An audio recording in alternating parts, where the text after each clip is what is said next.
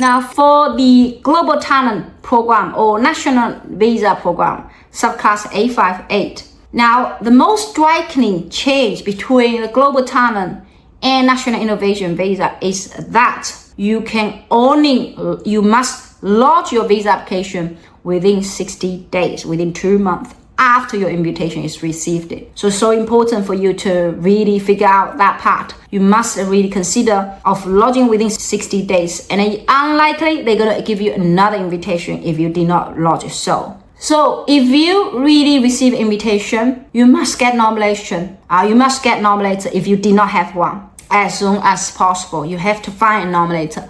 Now, connecting nominator, this is really important skill and very important information you must provide for the visa application stage. So you cannot provide the nominator after your visa is lodged. Okay, you must provide on the form and provide the form 100 at the time of visa application. How do you find suitable nominators? This is a really good question. And then the way I do is really reaching out potential nominator via LinkedIn. It's very straightforward. And I ask them if they're willing to help. And I ask them if I'm ready to review. The first, of course, contact will be your friends, colleagues, ex-managers, or social connections, right? Just figure out someone it must be, and who can be nominated. Someone must be in your industry, and they must know you, know your work, which means they're in your industry, and they must be having national reputation.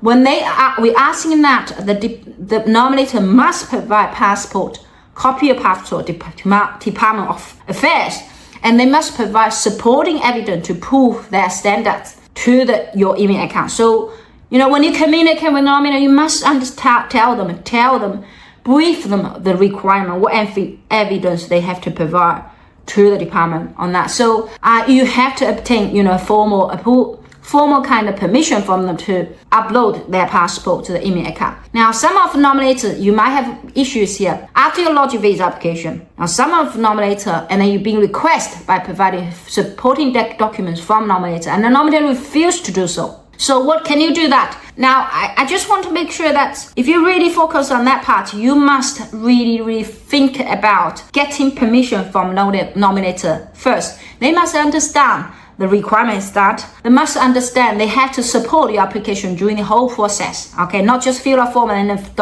they don't answer the department phone call, they don't reply to department email address, emails, and that's really not a good idea to do that, which I normally don't recommend. I want the nominator to provide all supporting documents before visa lodgement, because if they refuse at a later stage, then you have difficulty on to do that. Now, what happens? Some of them you are after you lodge a visa application. This is very different to a global talent. So for the national innovation visa, once you lodge your visa application, is that possible you change your nominator? It is possible. You do not withdraw it, because if you say, oh my gosh, shit, I received a section 56 request asking me to provide nominator information like that passport and the evidence of employment, that reputation, but my previous nominator refused to do so. What am I going to do? Can I withdraw? Because I don't want refusal. Don't withdraw. Why?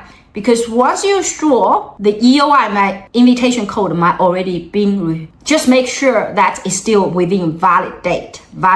So what you need to do is really find a more suitable nominator who's willing to be your second nominator, and asking Home Affairs, before they grant your visa, they say, I want you to consider my second nominator as a finite nominator. Of course, at this time, you must provide all supporting documents, such as Form 100, nominator passports, nominator supporting evidence, their national reputation. So that part is important. Now, we might have questions of some of that ask me, what do you think about if the department going to contact them, Home Affairs going to contact my nominator? We need to tell the nominator, even this is unlikely, you need to be prepared to answer the calls. Because we don't say chance. Even I say chance to you, it doesn't mean that the nominator won't be receiving calls. When they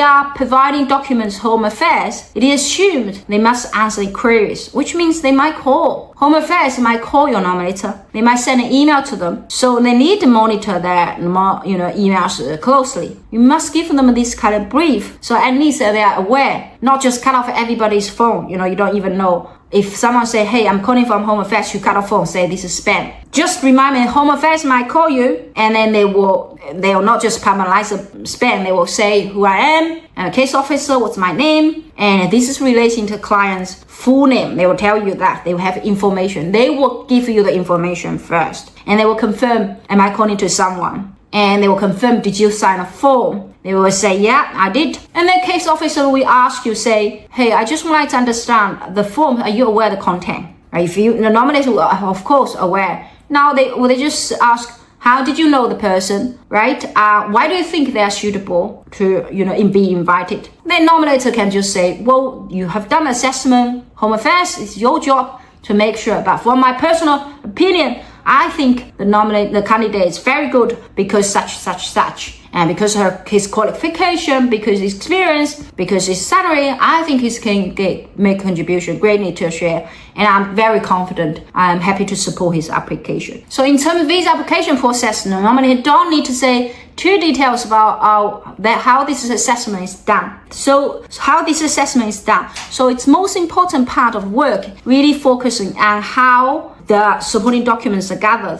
These will include their identification, really need to show that Australia permanent resident visa holder, and that passport. Now, if they're Australian citizen, mostly department will have access to the information, but it doesn't mean that if they're not willing to provide, that will be problematic, right? They say, okay, this is too sensitive. Now, if this is the situation, then you perhaps wanting to ask the nominator to send emails to Home Affairs directly if they believe this is too sensitive information. Now okay. Now, if you don't know the email address on Home Affairs, when the nominator provides supporting documents, then just ask questions below, and we'll provide documents there, email links there. Now, another question for relating to nominator, it's about first question, how am I going to approach it, and why are they going to support me? Now, first of all, it's really related to when you ask for someone's favor, you must tell them what exactly it is. And it will give a reason. If you ask, can I ask your favor? Can you help? That's no problem. But you have to explain to them what is the visa program and why you're applying and what kind of document you provide. And then the reason you think you will need their support because I don't know anyone, and then this is the person I connected with you. So basically, if you don't know anyone, does that mean that, you're not going to lodge a visa application? No. If you even don't know anyone, you need to ask connections, professional support, right? From professional body, from service providers, ask them to help you to link